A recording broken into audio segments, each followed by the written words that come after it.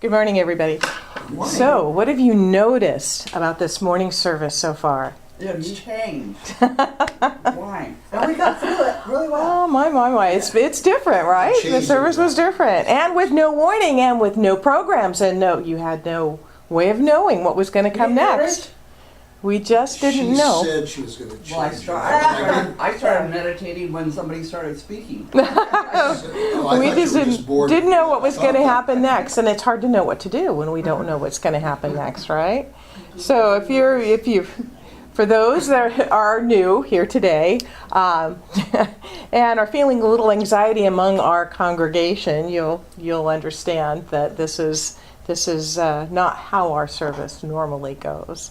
But back to the people who are here every single week. I know you're just kind of brand new into coming, so it didn't really So really we did feel that today. Well, how are you feeling? How are you feeling about the She's the worried change? about having to memorize it for her turn. No, I like to meditate first. Okay. Yeah, Okay. that threw me off. Okay. I just, But it was still welcome. Yeah, when But- Rich started talking, I started meditating. We'll tap in. I'm really Yeah, at peace but- with going with the flow. Okay, assess how Oh, you're that's doing. right. We're supposed Well, to change. On a scale of 1 to 10, where was this with your comfort level? 1 being completely thrown off and Confusing. unhappy, 10 being totally okay with it. Where are you? Where? 10. I didn't even notice. I was confused. So if you'd be closer to a 1. I like to I change. actually like I can Okay. change. Right, So right. 10. Okay, all right. So change. This month we're going to explore change at depth. Obviously, I don't mean, as Rich was alluding to, the change in your pockets. And I don't mean simple changes like, gee, I think I'll be a brunette this month, or hair color or style. It is a good change, but I'm not quite talking about that change. I mean the changes in our lives that can throw us for a loop. Okay, specifically, we are going to explore changes we didn't expect, changes that maybe we don't like, changes that possibly hurt, possibly could do some damage, maybe a change that might kill a dream or ruin plans or just disrupt our futures. I think we all know about those kinds of changes, right? We have all experienced changes in our lives, a time or 2 or 3 or 4 in our lives. And I know that there are those of us that are sitting here or standing here this morning that may be going through some of those changes right now. And sometimes change can be scary. We oftentimes in the midst of it, we don't see a solution because we're fixers, aren't we? We know how when something comes up, we want to just take care of it and fix it right away. But sometimes in the midst of it, we do not see the solution or the resolution. We don't really see how we're going to get out.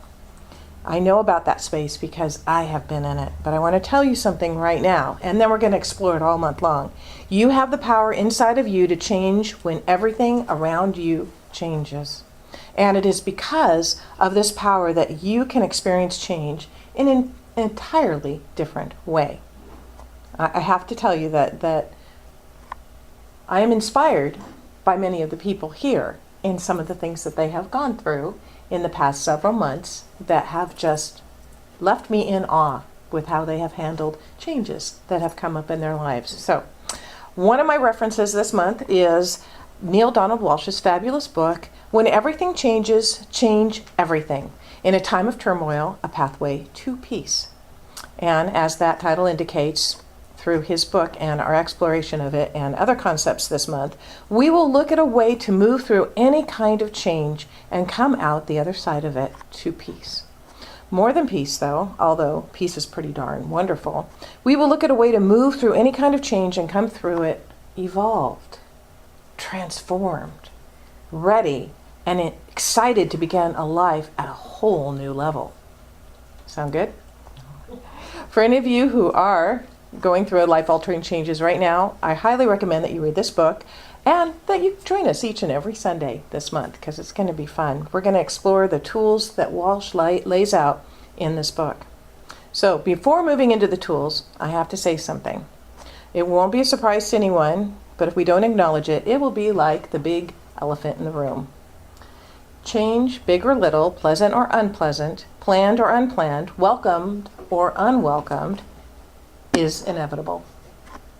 Right? Change is inevitable. It is the way of this physical realm that we live in. In Richer Living, Ernest Holmes wrote, "Change is the law of human experience. for only God is permanent. The infinite mind is forever conceiving new ideas, and the infinite law is forever producing new forms. That's our creative process. We have the spirit, we have the law, we have the body, and the body is what changes continually. And from Jack and Cornelia Addington, Your Needs Met, which was one of the first books that we ever bought when we discovered this teaching, they wrote, "Life on earth is continually changing. We cannot stop change any more than we can stop the clock." So Walsh, in When Everything Changes, writes, "The changes in your life are not going to stop. If you're thinking about writing things out for a while, waiting for things to settle down a bit, you may be in for a big surprise. There's going to be no settling down. Things are going to be in a constant state of upheaval on this planet and in your own life for a good while now. Actually, yes. Well, I might as well tell you, actually, forever.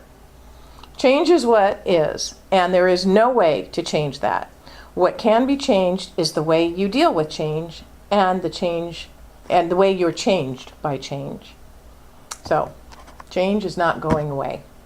It's really here to stay because change is what propels us where? Forward. Change propels us forward. And in today's world, it is happening faster and faster and faster and faster. Oh my goodness, with our technology and our information and the way things are being developed and the upgrades continually, and if we really put our minds on this, it is really, and we are in this because we are hurtling toward our evolutionary leap in consciousness. That's where we're heading, an evolutionary leap in consciousness. As we realize this truth, I propose that we do what Zen teacher Alan Watts, who's studied Alan Watts, okay, what he once suggested. The only way to make sense out of change is to plunge into it, move with it, and join the dance. So let us begin to plunge into it. Move with it and join the dance with a twofold tool, as suggested by Neale Donald Walsch in When Everything Changes, Change Everything. So let's look at a suggested tool that we can use. Choosing to change your emotions. Walsh gives this tool for dealing with change. He writes, change our choice of emotions around the change. Okay, I have to tell you, this one made me really uncomfortable because I actually don't think that we can change our emotions. I really don't. I've given sermons on how we can't change our emotions. But I bought this book and it was spot on up to this point.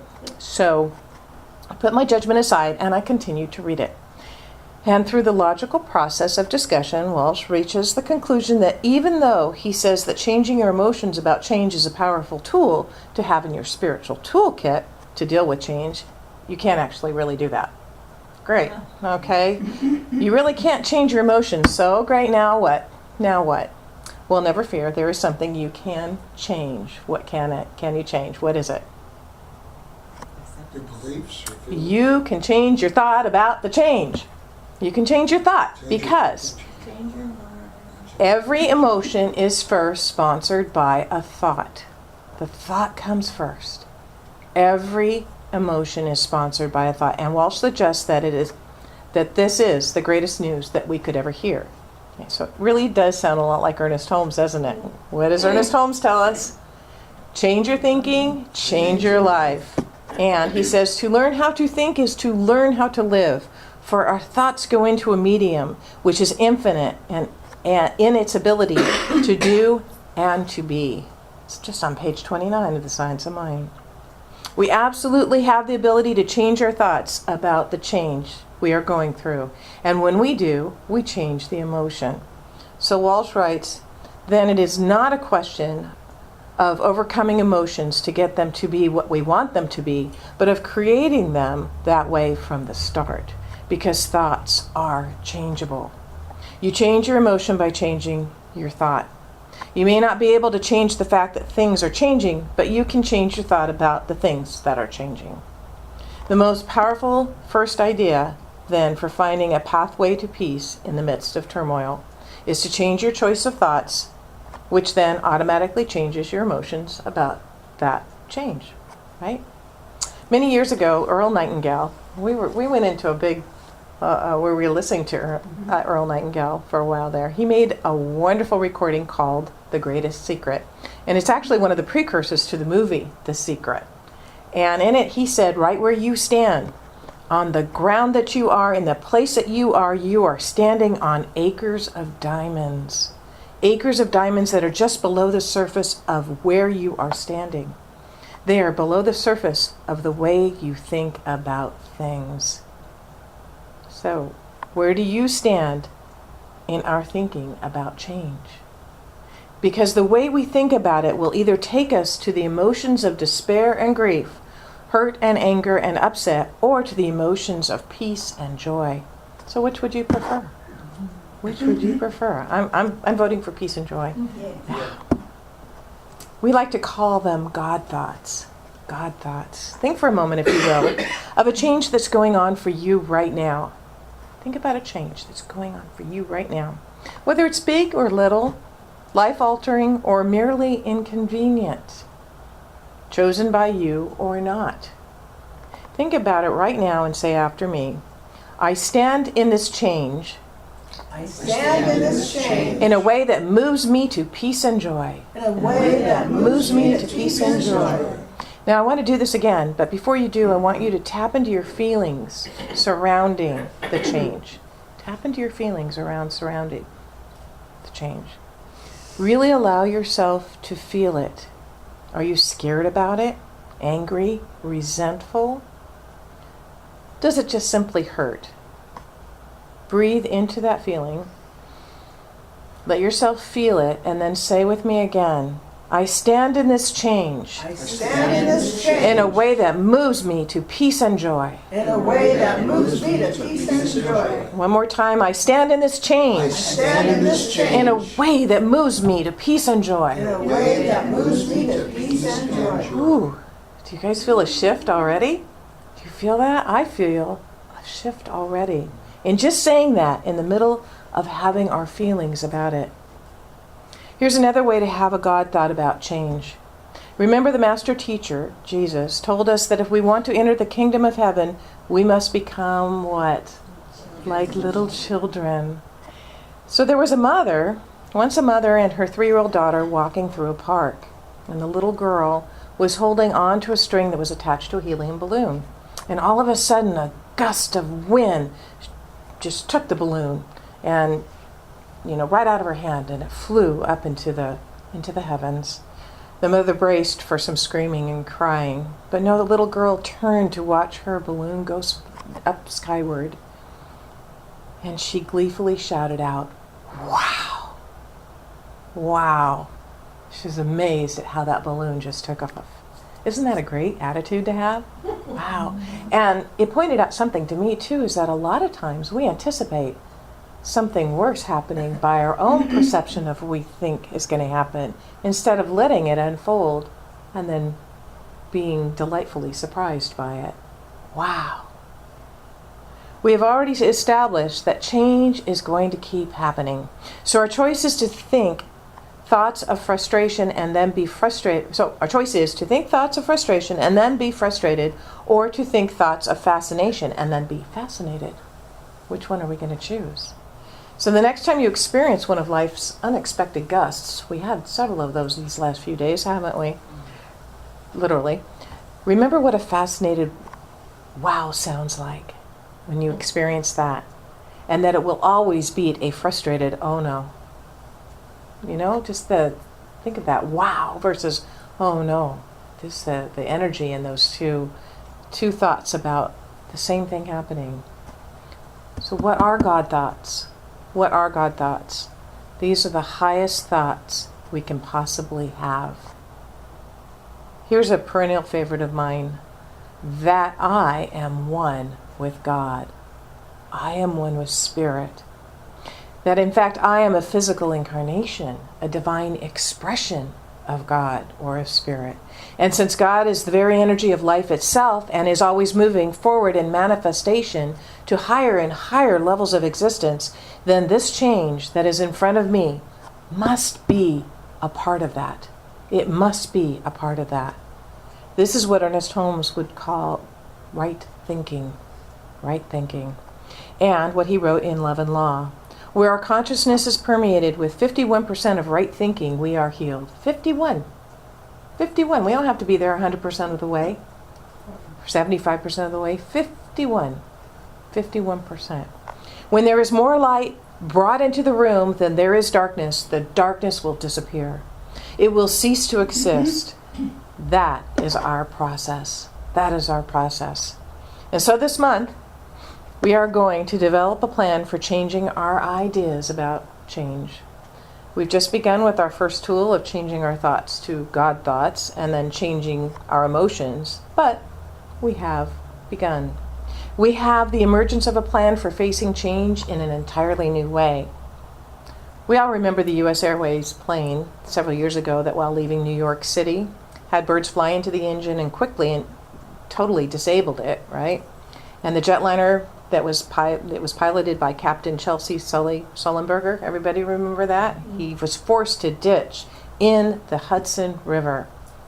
They made such a great movie of that with Tom Hanks, didn't they? Yeah. After a picture-perfect emergency water landing, all 155 passengers survived, and they still, to this day, get together every year for reunions to celebrate. It's pretty cool. That's great. It's pretty cool. In an article in Newsweek magazine a few weeks after the incident, Captain Sully offered this personal observation. We never gave up. Having a plan enabled us to keep our hope alive. Perhaps in a similar fashion, people who are in their own personal crisis, a pink slip of foreclosure, can be reminded that no matter how dire the circumstances or how little time you have to deal with it, further action is always possible. There's always a way out of even the tightest spot. You can survive. But I say you can do more than just survive. You can and you will evolve. So, I invite you to stay tuned for more on change each week this month. And we'll end for today. And so it is. So it is.